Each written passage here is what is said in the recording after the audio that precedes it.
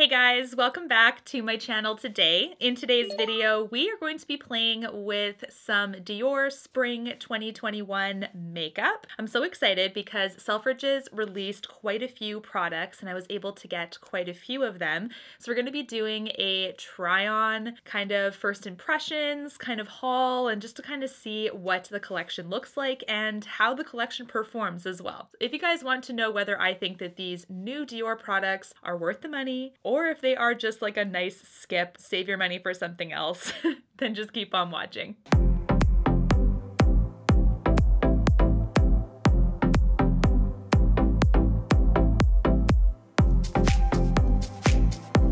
Alright guys, so let's get right on into it. I do have a couple other Dior products as well that have come in, and there's also some in my collection that I'm going to be using for this look to put it all together. I got 7 products from the Spring 2021 collection, and then I also have this Forever Perfect Cushion Foundation. This was actually an order from Harrods, which I think there was only like 3 shades in this. Even light medium, I don't think there was a shade for you. It was like really, really disappointing. As you can see, I have my brows done and I'm going to now prep my lids. So this is the Smashbox 24-hour primer for the eyelids and I'm going to just apply that to the eyes to start out because I always do that first anyway. When I'm testing eyeshadow, I know that some people do a comparison of like no primer versus primer, but really for myself, there isn't going to be a situation where I'm not priming my lids at this point. Eyeshadow just as a whole looks a lot drier when I'm not priming. It also looks duller when it comes to color. I feel like this primer really brings out the true pigment and it also keeps it from creasing. All of the nice things to keep the eyeshadow looking great. Alright guys, so while this eye primer is setting, let's quickly talk about the 2 palettes. The first 2 palettes in this collection, both of them are the 3 Couleurs Tree Oblique Pure Glow eyeshadow palettes. These are the ones that have the flower imprints in them. So there are 2. The first one is 663 Triple Bloom. The second one is 643 Pure Petals. The packaging, the outer packaging for all of this stuff is very similar to everything else. Dior does a great job of keeping that consistent. Reminds me of Chanel and other very luxury brands that keep their outer packaging very, very simple. So this is a reflective navy with a bit of a purple shift. You can see that it is also metallic and this is 3.3 grams of product in this palette here. This one is 643 Pure Petals. It is made in Italy. This Dior palette also comes with a sleeve. You can see that it's also like a really nice navy purpley color as well. And it has that really nice plush kind of feel. So this is kind of like velvety. So that's really luxe. And then we do have this palette here. So this is also very similar to other releases from Dior. There is silver font that says Dior on the center. The palette itself is a reflective black. So you can see that there. Okay, the brushes fell as per usual, but I'm going to show you the first palette here. They look stunning, by the way. This is Pure Petals. Pure Petals is a really, really gorgeous trio here. So you can see that it has really nice, intricate detail with the flower print right into the powder. The middle one says Christian Dior. It's also a printed powder. And then that really nice burgundy color also has flowers imprinted right into the powder. So here it is nice and zoomed in. You guys can see all that intricate detail. And it also has a really nice mirror for travel purposes on that top lid. But this is the first one. This is Pure Petals. Now, the second one is Triple Bloom. So very similar outer packaging as the first, actually identical.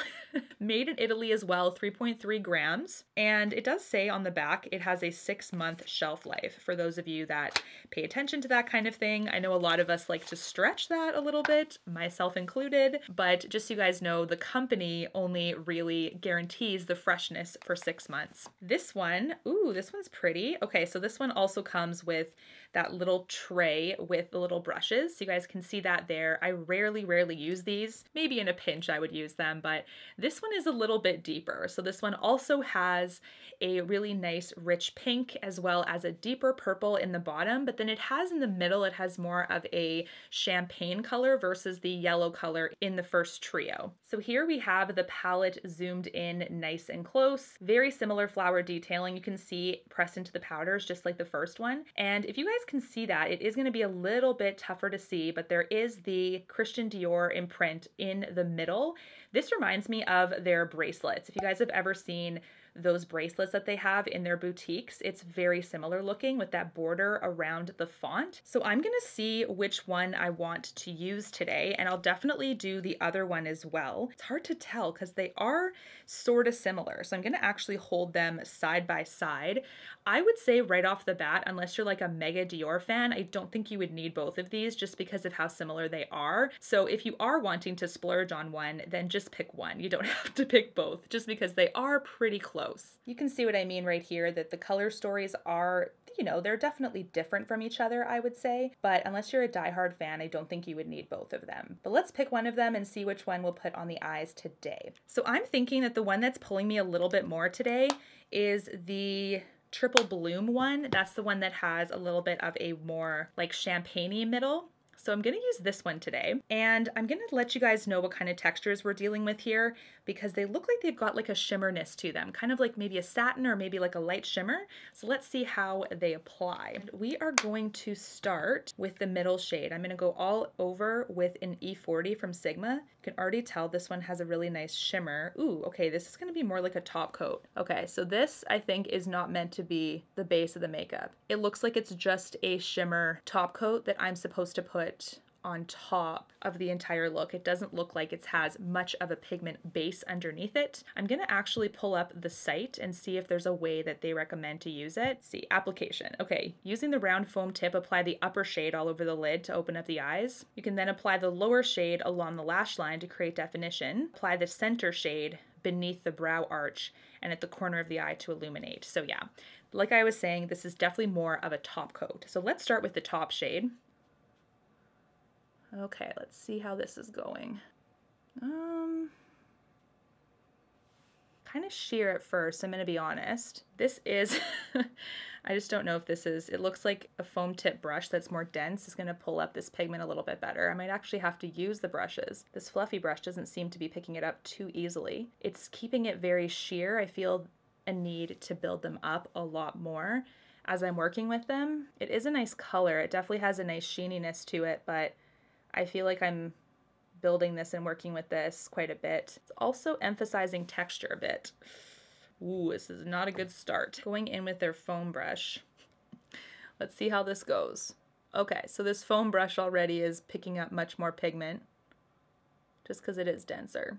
This isn't a brush I would use though, typically, guys. So this is now like at least the 4th layer of pigment that I'm putting on my lid, and only now am I seeing that it's sort of evenly coating. It's also fairly vibrant, you can see that. And I'm just blending it upward to the edge. I'm blending the edge of it basically. I'm going to do my little trick, I'll show you guys in a second, to make it look nice and blended. It's not super creamy.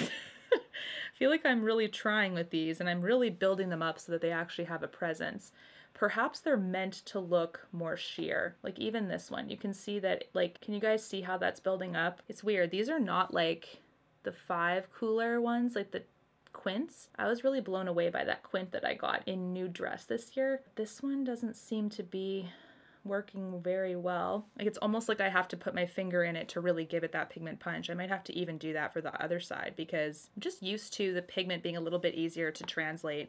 Like the foam brush does do it, but it almost like scrapes it and then applies it quite thick. Here's the first step and here's what we're working with so far. So this is the first shade all over. This is also 4 layers of the shade, and I do find that I'm building it up, I'm blending it out. It is stiff for sure compared to some other formulations that I'm used to using. So I don't know if it's just because of all the flowers that are pressed in, because there's certain parts of the pan that are raised and some that aren't, because it's not like a flat surface with the design. There's like the petals lifting it up. There's definitely some crevices and edging, so I don't know if that's making the pigment harder to get up.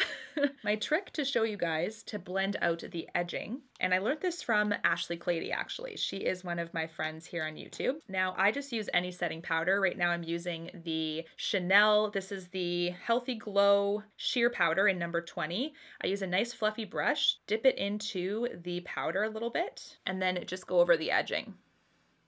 So that powder is going to soften it. It's almost like a mild eraser. So it does a good job of doing that. Now for me, the shadow doesn't look that bad actually in real life, but cameras and lighting really pick up contrast, so it's going to look harsher to you watching. So that's why I'm going to blend it out a little bit more using this powder technique. Okay, now let's do the next shade. For defining, I'm going to use the bottom shade. This looks like a matte, but we're going to see for sure. This is going to go in the outer corner of the lid, kind of making it a little bit more smoky. So what brush am I going to use for this? I feel like I need a smaller one because this is going to potentially be harder to work with given that first shade. But that first shade, you can clearly tell, vibrant, and it's a metallic as well, just so you guys know. Oh my gosh. I do think it's the flowers, honestly. The flowers are making it hard to pick up the pigment. So I'm just putting it on the corner. Did that even do anything? Like, it's not picking up anything, guys. Okay, let's use the foam side. That's clearly what they want us to use. You guys, this is so brutal. Like, what am I doing wrong? This is a 55 US dollar palette or 77 Canadian. To me, I mean, yikes. And like, this is making, like, it's not looking good. It's not. Like, I'm just really struggling with picking up the pigment and placing it, you know, without it looking stark. Like, this is maybe really meant to be a liner. Like, I didn't want to use it that way. They also had a quint in a nice purple color scheme for this, and it was sold out so fast. So I wonder if that's going to be like the best formula for this. All right, this might be the best that it's going to look. This looks kind of psycho right now. But you can see here that the lines, especially this one, is quite stark. So I'm still working at blending it. It's a lot. I mean, I have a lot of fluffy brushes, so I need to do much more denser bristled brushes for this 100%. And the foam, I mean, the foam is picking it up the best. It's quite a stiff formula and it's quite hard to blend. You really, really have to work. I'm going to try the topper shade. I'm going to use my hands for this because clearly that first brush told me right away that it is a topper. So we're going to go all over. Let's see if this will blend everything together nicely. It's quite a pigmented top coat as well. It definitely has a nice like whiteness to it, but this is definitely making everything look a little bit better. So that's good. I think this top coat like single-handedly saved this look. I'm gonna be honest. I do think that this top coat is nice and smooth. Applied with a fingertip, it does. It just glides. It's really, really nice too. Like, it's kind of like a champagne color in this Triple Bloom one. Really nice and light. So applying it to the lid like this, I even applied it over the deeper shade. So although Dior says to just put the inner corner and brow bone, you can definitely do that, but I think the shadows by themselves, like, they need something. So that's definitely how I would use this palette. I am going to also put it under the brow bone. I do like doing that. I usually use a brush, but I'm gonna put it with my hands here and blend it out with my clean hand, or my clean finger, I should say. So you can see that it adds a nice little touch. Unlike the other two shades, this one is like ultra pigmented. Like, this one does a great job. You like barely dip your hand in and it's already popping. So that is my experience with Triple Bloom. I'm going to update you guys on the other one, but if the formulation is consistent, you guys, I think it's just a really stiff formula. Nothing like the quints. In my opinion, the quints are just so smooth and pigmented and consistent, and the only good shade in this one is the middle one so far. I'm going to add liner now, and I'm also going to be using the Dior Iconic Overcurl Mascara. That is one of my favorites, but I'm just going to add my liner and mascara so we can get on to the cushion foundation.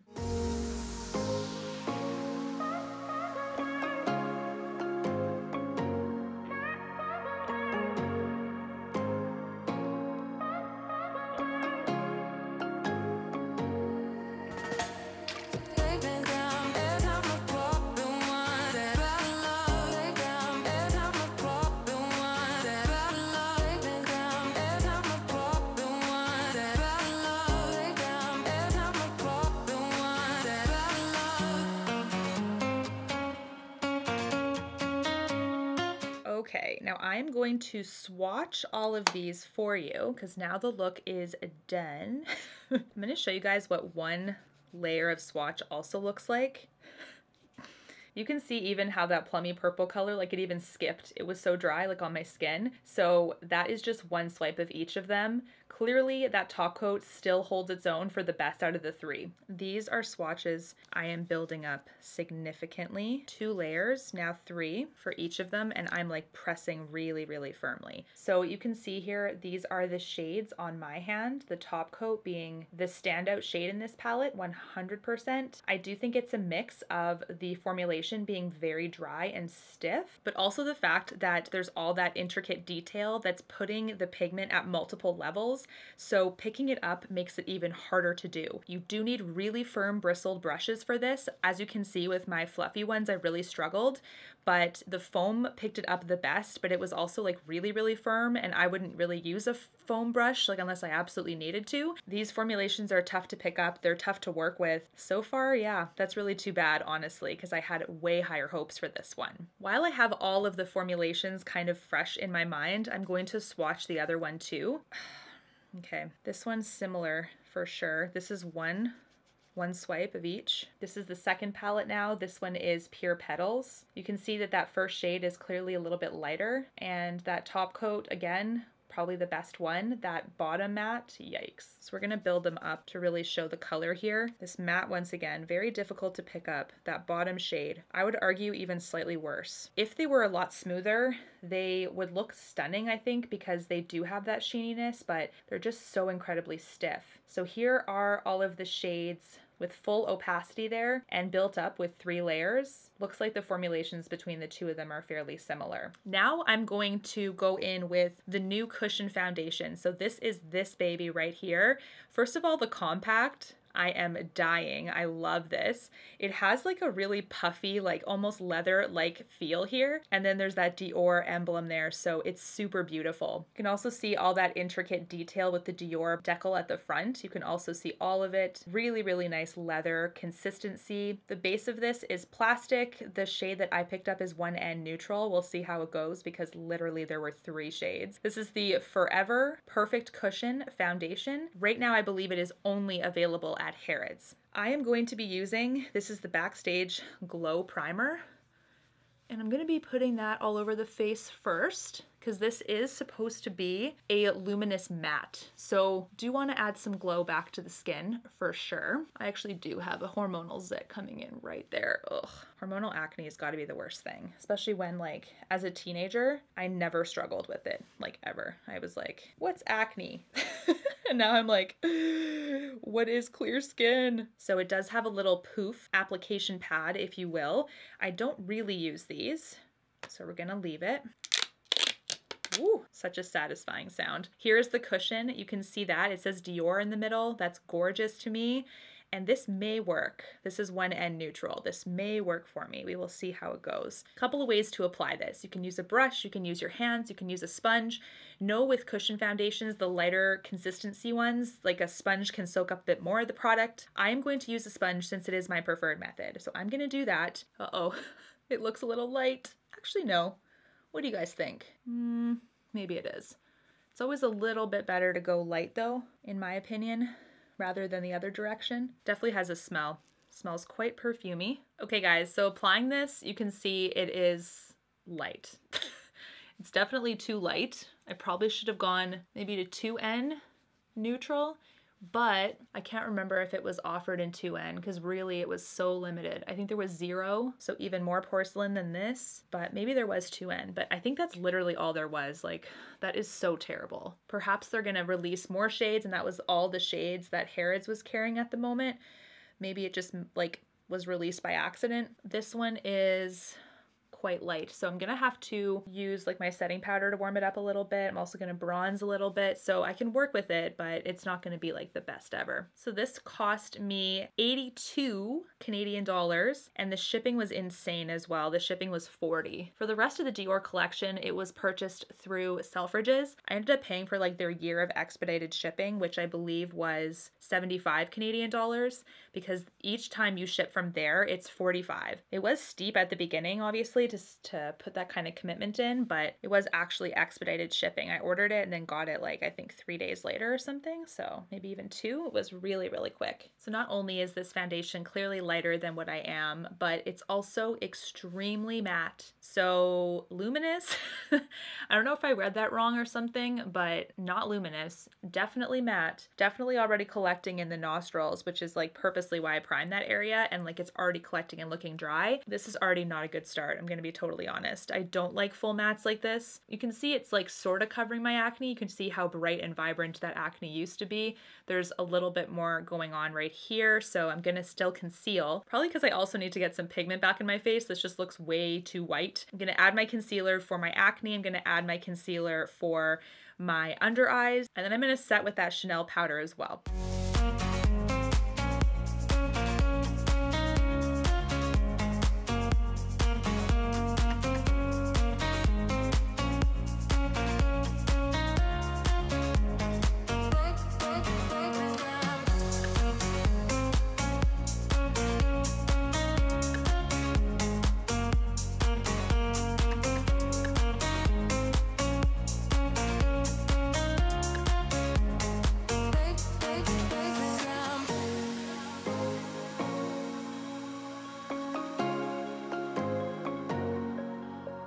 All right, clearly this is struggle bus city today.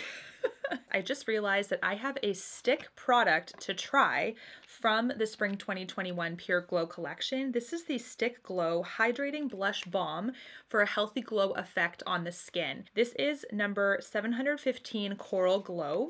And I believe there was another shade as well that was more pale pink, but I decided to go with this one because I just wasn't sure if this was going to be a hit or not.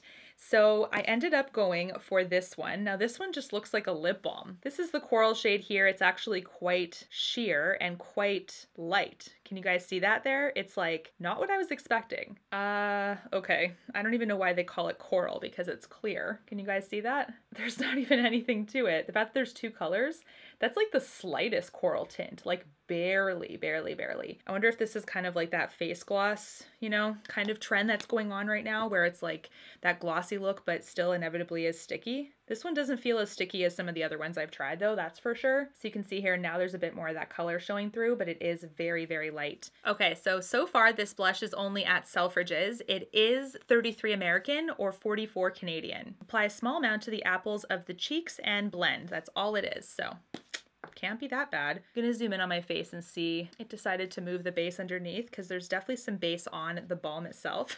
Okay.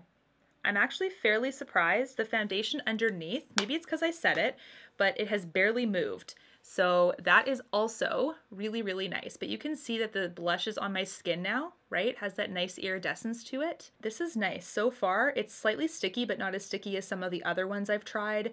And it is quite sheer, but you can definitely see that tint. Next, I'm gonna do bronzer. I'm going to do highlight. I'm going to use, for the highlight, I'm gonna use the Backstage Glow palette. This is in Universal, which is the very first one that they put out. This is a fave, so I'm gonna do that. Maybe I'll top the blush with a bit of that top coat as well. And then we're going to finish off the look, and then I'm gonna get to the lip products, which I'm super excited to talk about.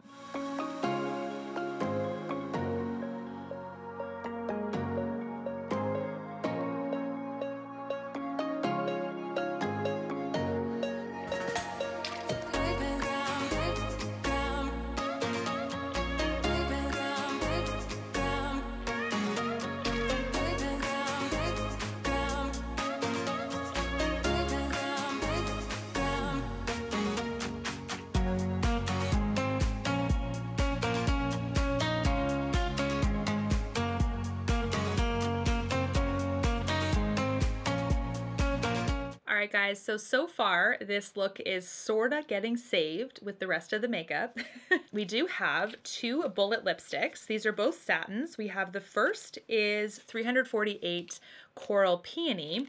The second one is 241 Pink Sakura. Same, you know, packaging as a lot of the other Dior lipsticks. You can see that with the CD on the top, the CD on the base. These to me have really nice glossy packaging. I would say they're a little bit lighter in hand, like weight-wise. They're not like super heavy or anything, but they still have that nice luxe touch with that nice silver and everything. So that's really nice. Now this coral is really pretty. It does say Dior embossed in it, so I'm gonna show you guys. This is the coral one. You can see it's a true coral. That's so stunning. Also has a nice shine to the bullet. I'm also gonna do Pink Sakura for you and show you, because this was the other color.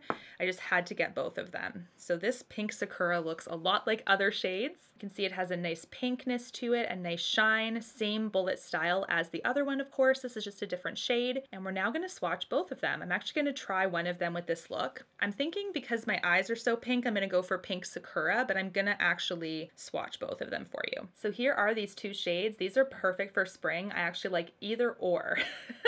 So I'm really excited that I got both of them. Now we're gonna test Pink Sakura. I'm gonna test it on my lips.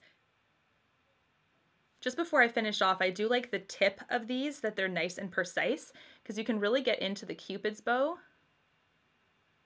and really like keep that nice and sharp. So I love that. So what I'm seeing is like 2 layers, maybe 3 max for maximum opacity. This looks stunning. I absolutely love this. They don't have a smell or anything either, so they're not scented, which is nice for those of us that are scent aversive.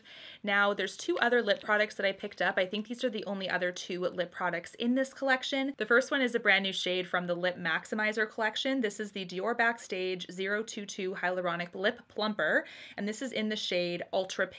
This is a new one for the Pure Glow collection. We also have Ultra Pink, the same color name, in the Dior Addict Lip Glow formulation. So I'm gonna try all of them, although my lips are gonna look really glossy as they layer on top of each other. So I'm actually going to swatch the Lip Maximizer first. This is an interesting iridescent formula as well. It is quite bright pink. Same outer packaging of this as the other Lip Maximizer shades. And these to me do have a significant tingle to them. They're not terrible though. I think the Too Faced injection ones, I can't remember what they're called, like lip injections, those ones were like borderline uncomfortable. They are meant to gently plump the lips a little bit. It's not gonna be like filler or anything like that. It's just a little bit of a plumping effect, so it tingles the lips slightly. So this is not gonna show true pigment because I have the lipstick on. They're usually a little bit more sheer, but it does add that nice gloss. You guys can see it adds the nice gloss to the lips. It's already tingling. I can just feel it already. And it has a slight like minty kind of smell to it as well. This is Ultra Pink on my hand, so you guys can see what I mean. Very, very subtle pigmentation with that, a lot more shine. So that's what I mean. They're really not pigmented glosses. They're just meant to add that hydration piece and then the slight lip plumping. The Lip Maximizers are $32.50 US. They are $43.50 Canadian, and that is on the Selfridges site. So the next thing is this Lip Glow Oil. Now this is gonna depend. This is still gonna give that nice glossy finish to the lips, but this is an oil, so it is a little bit different. It's a bit more nourishing to me, and this is the exact same color. It's just in that different formulation, right? So it's going to depend. If you like more of that oil, kind of thicker, creamier consistency, then that would be more your preferred thing. But you can see here, it's the exact same shade, just a different formulation. This is the Lip Glow Oil. So the lip oil is right beside, and you can see that even the lip oil translates even less pigment from that color than the Lip Maximizer does. So this one truly is just an even slighter tint for the lip oil. It's much more meant for like just nourishing the lips and stuff. I don't know if I would say that like I would buy this purely for the shade because it is so sheer, right? So this is just meant more so for the lip treatment part of it, I would say. This too has a slight pepperminty kind of candy smell. The lip oil and the Lip Maximizer is actually the same price. So if you want a more glossy lip plumping kind of idea, you would go for this one. And also if you want more of that tint of pigment, this one is even less of a tint, but much more of that oil kind of treatment, really putting that moisture back into the lips. So they have the same glossy look, but this oil is more of a lip treatment versus having like a fun pop of color. It really is more of a treatment. It's a bit thicker as well. So it just depends on your preferences for those two. All right, guys, what do you think of the Spring 2021 Pure Glow collection from Dior? Do you have any products on your wish list that you are after? Thank you so much for watching. I hope that this video was helpful for you. And until my next one, guys, Happy New Year and stay safe. Bye, guys.